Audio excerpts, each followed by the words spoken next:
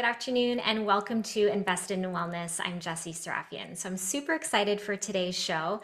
It's a special episode on back to school wellness. Before I introduce our special guests, I want to remind everyone that we are all unique, have different needs, and to speak to a doctor or medical practitioner before starting any program.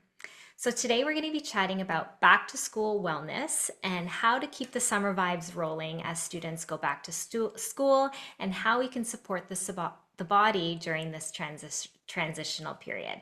So to help fuel this discussion, we are joined by April Cockshut. She's a certified nutritional practitioner and psychotherapist. April, thank you so much for joining us. Thank you. It's so nice to be back. Great. Well, welcome back to our show. Always lovely to have you. So, for our viewers who are meeting you for the first time, can you tell a little bit about yourself and how you got into your practice? Yeah, for sure. So hello to all the new viewers. I'm sure there's a lot of familiar faces who we're seeing again. I got into holistic health because of my own, woes and my own issues. I had a lot of digestive issues growing up, and I found it wasn't until I kind of finally slowed down and got into my body and listened to what it was telling me, right? Our bodies are fine-tuned machines, and they often tell us what we need. The problem is, in this day and age, there's so many stressors, and we put so much on our shoulders that we often forget about our most important asset, which is ourselves. So once I learned this, golden rule, I wanted to share it with the community and support the community around me and understanding how can they slow down, listen to their body, and how can they use, what Mother Nature, the natural resources that we have around us to support our health. So it's a constant thing that I'm always trying to support for myself and also try to share with others. I love that. That's fantastic. So today we're chatting about how to keep the summer vibes rolling, as we transition into the fall, and as students go back to school. So what does this look like? How do we keep the summer vibes rolling? Yeah, that's a great question. I don't know, do you find summer is the best time of the year? I do, but because living in Canada, we only have, 2 to 3 months that we get to enjoy it, right? Yeah, and it's like now we're ingrained. I mean, I think it's probably this conditioning from childhood that like once September hits, it's like summer's over, fun's over, we're going back to school, right?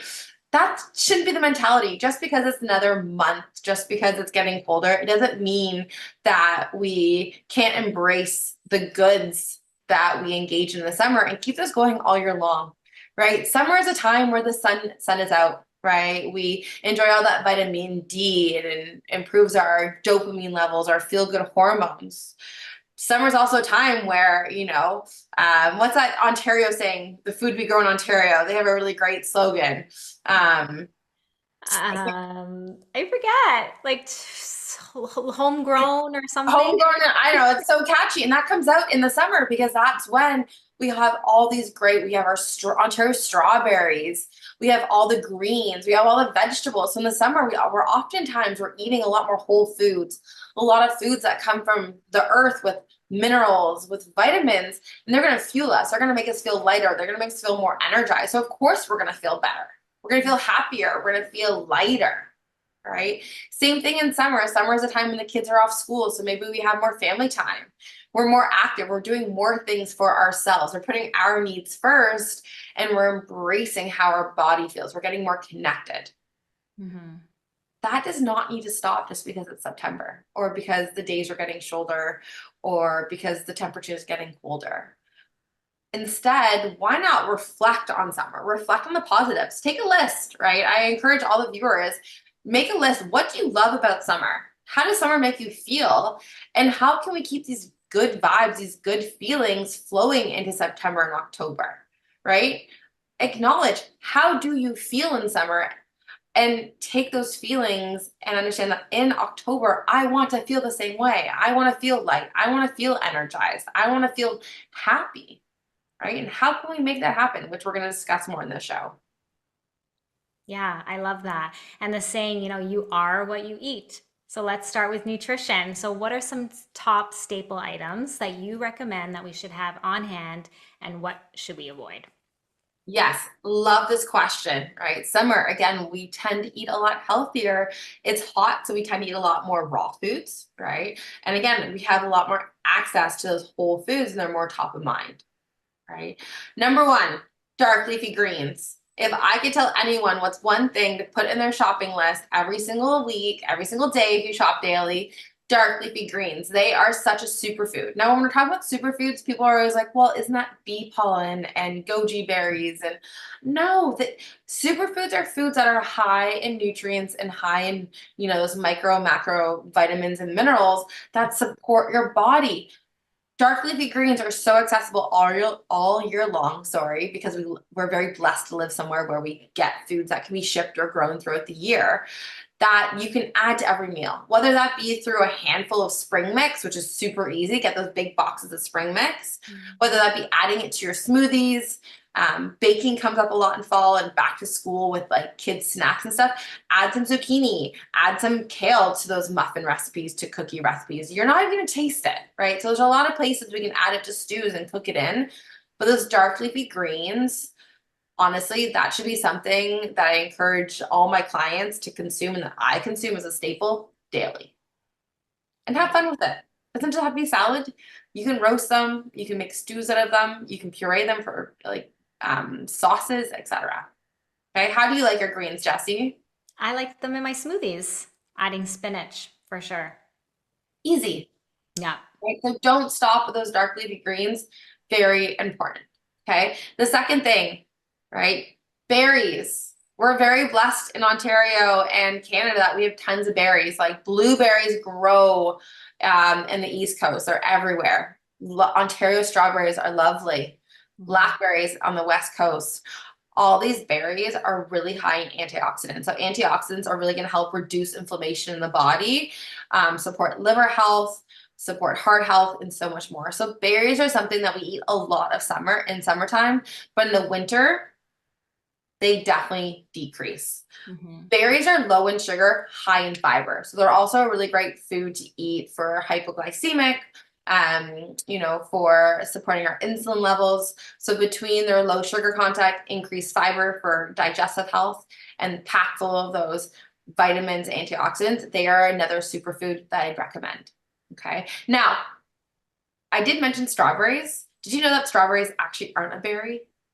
Oh, They are interesting. not. So I they didn't don't know have that. as much high antioxidants as the blackberries, the blueberries, the raspberries, the gooseberries, the mulberries. So I would recommend if strawberries are your number one berry intake, swap those out. Blueberries, I would say, are probably the most economical and the best for you. Yeah, I have blueberries every single day, wild blueberries specifically. And what are your thoughts on having it fresh versus frozen? Yeah, that's a great question. If they're frozen, you're still going to have, the same amount of nutrients in them, maybe a little less vitamin C because they're not as fresh. But I'd say, honestly, if I know organic is expensive, berries are one thing that I would recommend buying organic if that's available to you. If not, there's lots of pesticide washes to use and to wash them. I would say that's quite important. Especially when we're talking about strawberries, that non-berry strawberries are one of the most heavily sprayed. It is a top food sensitivity for that reason. So making Right. sure that you're buying organic or you're washing them there. Great. And again, berries, you can add them to salads, you can add them to smoothies, you can add them to recipes. Keep them going all year long. Awesome. And then in terms of hydration, Great question. I think I talk what about do you hydration recommend there? almost every show because it's so important. In the summer, it's hot, we're Yeah. sweating. Jessie, are you drinking more water? Constantly. I always Constantly, right? supply And our myself. bodies are reminded because we're hot and we're sweating. When we move into September, we're not spending as much time outdoors. The temperatures are getting colder, right? When it's getting cold, I automatically reach for my coffee, right? And it's like, no, no, no, that is dehydrating. Remember, 1 cup of coffee can dehydrate us by 2 cups of water. Wow. So moving in to the fall, a lot of times why we feel so energized, why we feel light, it's because we're consuming a lot of water. Water is so detoxifying to the system, right? We're made up of 70% water. No wonder our body craves water. Okay. Some telltale signs that you're dehydrated, headaches, right? A lot of clients I pick up, they have more headaches in the fall. Okay. Cravings for sugar, right? Sugar is going to hold on to water into our body. So we're going to crave sugar to hold on to water. So if you're craving sugar, go grab a glass of water first. Okay. Try to stay consistent with your hydration levels throughout the year.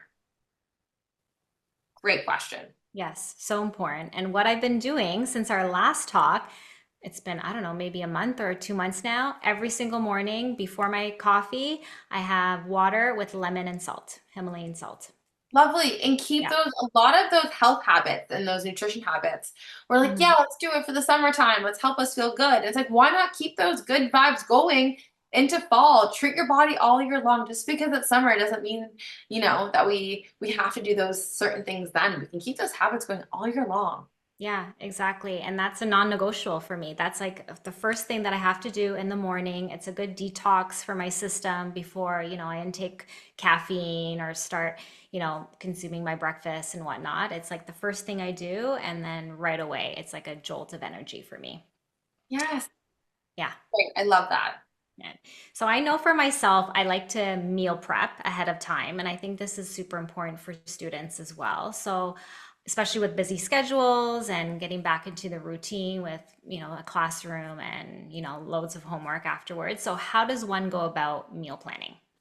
Yeah, it's a great question. Especially come September, it gets overwhelming. We have to, get the kids ready for school. We have new schedules. We have commuting. Traffic is worse. It's like, oh my gosh, how do I find the time in the day? Right. Right? So, number one, schedule. Schedule, schedule, schedule. Right? It's just like prioritization of self, right? You have to prioritize time in your schedule for you to rejuvenate, to be still with your body. If you don't schedule that time, make that time, I'm sure other things are going to book into your schedule, right? So at the beginning of the week, beginning of the month, beginning before, right? Be proactive before you go back to school. Pick a day and a time to schedule that meal prep, right? So I know for me, Mondays is my rest day. Mondays I'm in the kitchen, non-negotiable. I'm doing my meal prep. I'm going to be ready for the week. Okay. Sundays are a bit too hectic for me. I know that. I want to enjoy my Sunday. So I'm not going to just do Sunday because everyone says Sunday is the best day to meal prep. For me, that doesn't work. So find a day that works for you that you can schedule and you can keep consistent. Okay. So schedule consistency. Block that time off. Know mentally we are meal prepping. Okay. The second thing, make a list of your groceries. Be prepared. Don't go to the grocery store and be like, oh my goodness, what am I going to make? Right? Make a plan. Again, be proactive. Make a list. Understand what you're going to meal prep for the week. And if you don't have time, oh my gosh, we're actually blessed with having all those grocery services. So maybe to enable the meal prep, get your groceries delivered. That takes up half the time. Yeah. Right? And just like everything else, personalize it. If meal prep is and going to the grocery store and making your own meals is too stressful, you're like, whoa, that's overwhelming. Start a step below, right? There's no shame in getting prepared meals delivered, right? There's a lot of great, especially when you live in Toronto or the suburbs, there's lots of great, meal providers that are healthy. Read their website. They're very well balanced, right? Mm. If not, look at something like HelloFresh or Chef's Plate or those the boxes, Yeah. right? I actually use good food. Good food, right? And honestly, a lot of my clients like want to jump to that last step of meal prep. And it's Mhm. too overwhelming. So they're just like, nope, we're just gonna eat out all the time. And I'm like, okay, well, if that's too stressful, let's go one step, right? Get your groceries delivered. If that's still too stressful, let's get those boxes where you Mhm. get the ingredients and you get the menus and you just put it together yourself. If that's too stressful and overwhelming or you need a step before, get those prepared meals that are healthy and balanced delivered and get some ideas, right? Start nourishing your body in a way that works for you. Love that. Okay, so that's number one. Schedule, understand what works for you. Okay. The other thing I was gonna say, keep it simple, right? So if you're meal prepping, think of doing one or two things a week. Okay. So for breakfast, I usually tell clients first start with overnight oats, right? And egg frittata. Make ahead, have it in the fridge, grab and go. Okay. For lunches and dinners, I love either getting that Instant Pot out, and making big stews, right? Or making one pan meals, right? So grab a baking sheet, put your protein on it. So maybe like a salmon fillet, put your veggies on it, right? Some roasted broccoli, put your potatoes on it. Just get Easy. some sweet potatoes. Bake it all at once. Easy. Easy, easy cleanup. Okay. So it doesn't have to be complicated. Love that. Love it. So now on to stress management. So how important is it to prioritize ourselves in the back to school months? So important. Setting boundaries is one of the hardest things for Yeah. clients, right? That's something I'm always working on is understanding that you're worthy of boundaries and expressing your needs to yourself and to others. Okay, so a big thing moving into September months as the days are shorter is setting boundaries around work hours, around phone usage. As the days get darker, we're not outside as much, we're not as social, and oftentimes those electronics come up and they're such time wasters. They're very negative coping mechanisms. They're a distractor, they're time fillers, they're time wasters. So using your phone, our phones are also smart, creating limits on your phone, right? Create distance from your phone, putting your phone away at some times, right?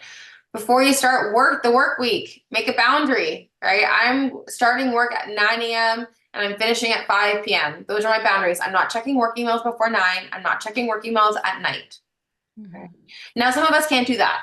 Maybe we have a big project due on Thursday, or we have a big meeting. So I know on Thursday that's gonna be my one night where my boundary is gonna be stretched and I'm gonna be okay with that. But not getting into the routine of checking emails before bed and setting that boundary and being consistent. So important so that we don't get overwhelmed by our stress. Yeah.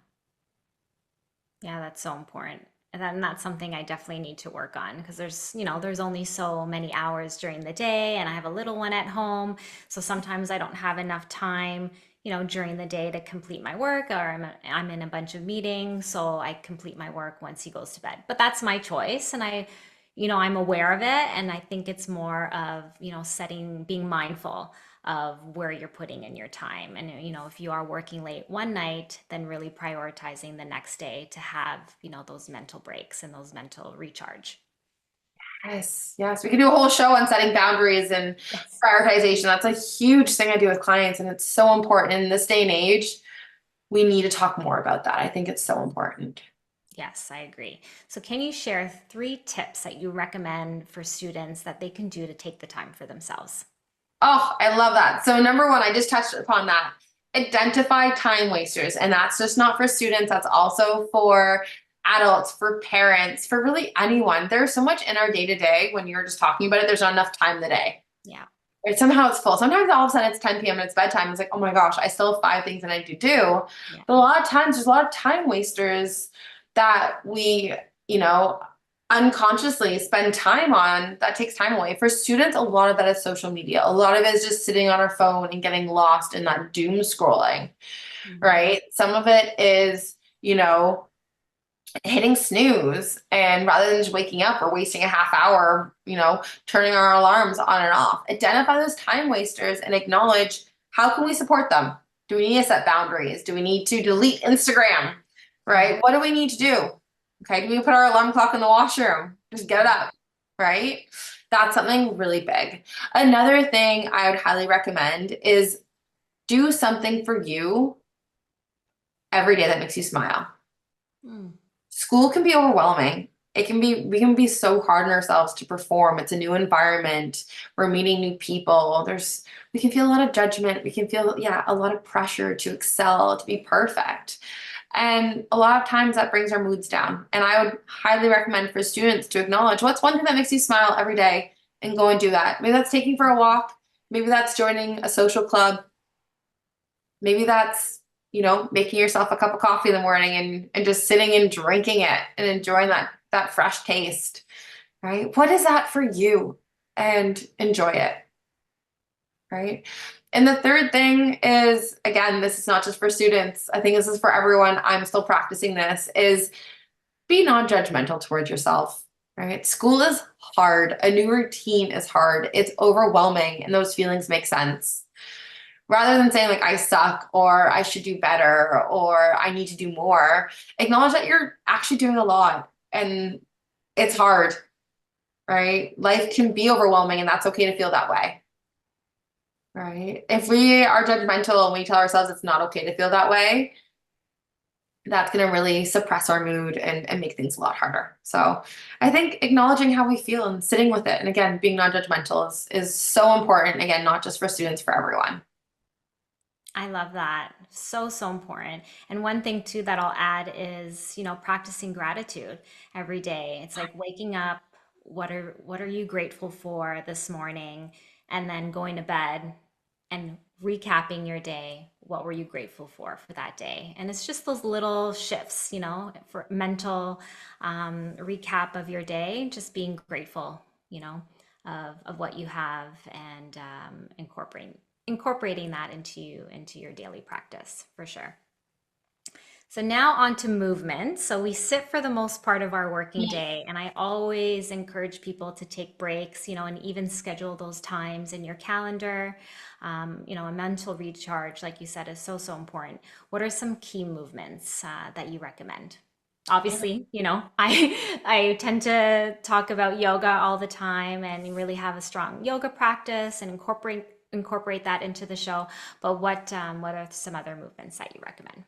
Yeah, yoga is so lovely because yoga is also something that you can do for 2 minutes, 5 minutes, an hour, and Mhm. something I love to, start my day with. I actually have my yoga mat out, in my place, and that's something I go to my window and I do a couple movements every morning just to kind of waken the body up, circulate the chi, the blood flowing, get things moving, and that's something really beautiful that we can do. If we can't move as much as we did in summer, again, let's keep that fluidity of the body moving into September and keep those good times going with Yeah. yoga. Again, it's going to be really great. And again, going back to that point of being scheduled, schedule in your movement, make it a non-negotiable. I know it gets colder. I know it gets darker in the morning. It doesn't mean you can't walk. It doesn't mean that you can't maybe move your outdoor activities into indoor activities. You can still play tennis inside. You can go to the gym inside. You can do yoga in your own home, in your own apartment. There's lots of things we can do. Don't let the weather and the darkness stop you. Yeah. I understand it's a challenge, but you can do it. Right. So I always have clients schedule in their walk, have it as non-negotiable. If you're walking, daily, keep it in there. Just because it's September, it doesn't need to change. Okay. Some clients, I know safety is sometimes a concern, or we don't like walking in the dark. You're entitled to an hour lunch break in Canada. Go take it. This is your time. Step away from the stress of work. Take that digital detox. Take that as a time to move your body and also get in tune with your body. We're on our electronics all day long, and I really find that that daily scheduled walk for clients is such a beautiful time where they can engage in their body, understand, like, what is my body telling me? What do I need today? What am I feeling? I'm feeling overwhelmed. I'm feeling tense, right? I need to, after work, I need to, sit down. I need to do ABC, right? I am feeling, depleted. I need more sleep tonight, right? So that daily walk is not just a time to move our body, but also get in tune with our body and our needs. I also find eye health, right? I find we get a lot more stuck on our electronics, TV, because again, it's dark at night and it's getting colder. I find our eyes are always glued to the screen. So something as a gentle reminder is do those eye exercises. Okay. A lot of times we're lazy. We stare at the screen, we're not blinking. So our eyes get really dry. We get headaches. Mhm. So I find like every hour it's good to kind of just do some exercises, but squinting, opening your eyes really, really wide, looking at the four corners in the room. We're lazy. We're constantly just turning, right? We're never really activating our eyes. And that can be something really simple that we forget about. Right. So doing those eye exercises, looking close to the screen, looking far off into the distance is really great for eye health, because right now we don't really know the future of what all this screen time is doing to our eyes. So it's, again, take a proactive stance. Yeah, for sure. What do you think of the blue light glasses? Yes. I have Great I have a question. pair, and it really, really helps me. I found, when I first started working in the office, my my eyesight, I felt like it really decreased tremendously. And this really helps me with headaches and, staring at a screen.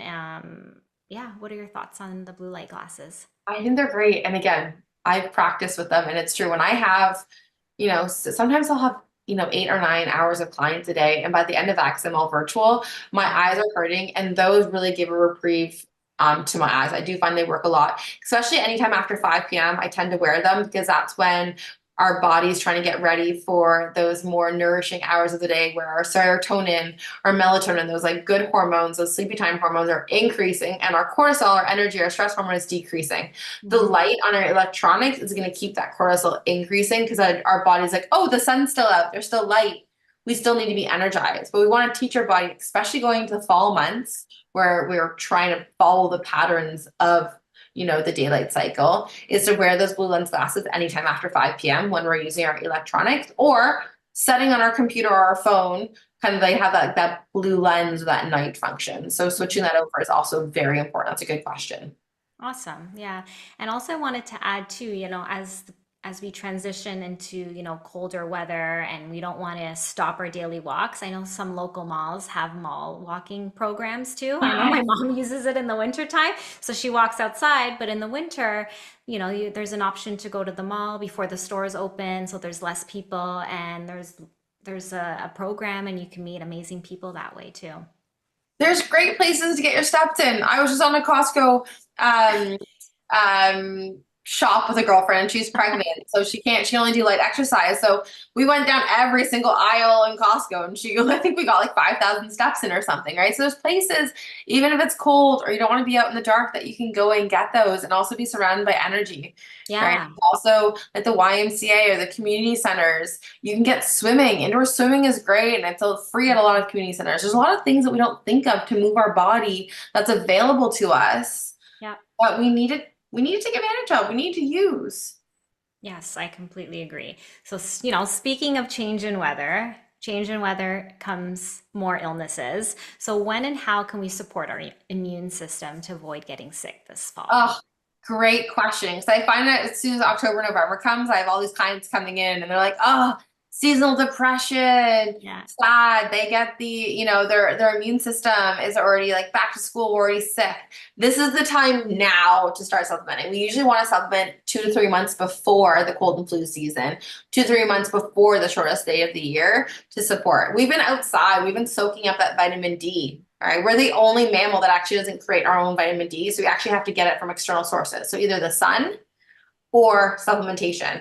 Now, there has been, oh my God, so many scientific research papers on the effects of vitamin D between supporting our immune system, reducing inflammation, for insulin resistance. The list goes on, okay? So start supplementing vitamin D3 now, okay? I always say D3 is a bioavailable form and liquid is best, okay? I would recommend anywhere from 2 to 3,000. Again, check with your medical practitioner, but that's something that, again, be proactive with that. Okay. Another thing, vitamin C, right? Again, we're not eating as much of the fresh veggies, fresh fruit. If we're cooking our veggies, the cooking kills off the vitamin C. So I would start supporting the vitamin C intake now to support the immune system. Okay. That's again why I said, let's get the berries out, really high in antioxidants, good for the immune system. So lots of great things that I'd start suggesting, as well as moving, getting outside daily. Our air is stagnant, right? We build our immune system by going outside, getting introduced to different allergens, getting introduced to different particles. Getting outside is so important for our immune system, and also another reason why we get sick more often. Mm-hmm. Okay. And last but not least, sleep. Just like hydration, that comes up in all of our sessions when we talk. Create a healthy schedule now, right? If you're going to bed and you're waking up at a certain time because summer gets you into that good sleep cycle, keep that good vibe rolling into the fall. There's no reason why your sleep schedule needs to change. Okay. Again, it's a bit darker, but get one of those, I have one of those, the lights in your room, the Philips lights. There's different brands that mimic the sunshine in the morning. Huh. If it's hard for you to wake up in the morning, or you're feeling that seasonal defective disorder, those help so much, and something I'd highly recommend to keep that sleep cycle scheduled and consistent. Love that. Wow, that's so great. Well, thank you so much. This was so insightful, jam-packed with information. Thank you so much, April, for joining us. And hopefully, not just students, but everyone transitions to a great fall and keeps the summer vibes rolling. Yes, enjoy, guys. Keep those good vibes up. Yes, thank you. So next week, we're back on our mat, and I'm going to take you through a detox yoga flow. So this is incorporating twists and just incorporating and having more fresh blood flow in the system. So we'll see you.